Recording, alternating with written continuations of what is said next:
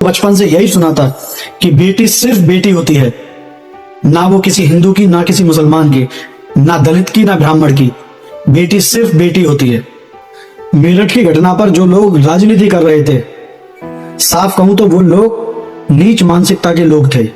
इंसाफ दिलाना गलत नहीं, लेकिन सिर्फ जाति के नाम पर इंसाफ दिलाना ये बहुत ही नीच बने का काम है। ये इंसाफ नहीं, ये सिर्फ पागलपन और सियासत है। अगर आप जाति का झंडा उठाकर इंसाफ मांग रहे हो तो सच्चाई यही है, आप इंसाफ के लिए नहीं, अपने राजनीतिक एजेंडे के लिए लड़ रहे हो। और ऐसे लोग अपने राजनीतिक एजेंडे को सीधा करने के लिए लोगों को आपस में लड़वाते हैं और नफरत फैलाते हैं, और तो और सरकार को भी बदनाम करने का काम करते हैं, और एक घटना को पूरे समाज और पूरी बिरादरी के माथे मर देते हैं।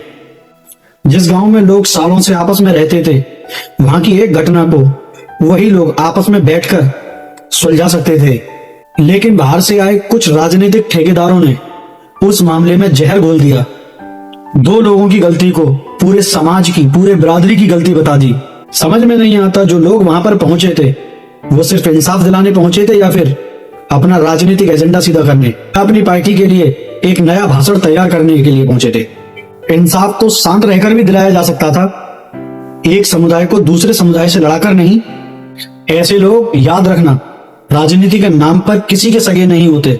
ये बहुत खतरनाक होते हैं, क्योंकि वो लोग किसी बेटी को इंसाफ दिलाने नहीं गए थे वहां, वो सिर्फ एक जाति को, एक समुदाय को टारगेट करने गए थे।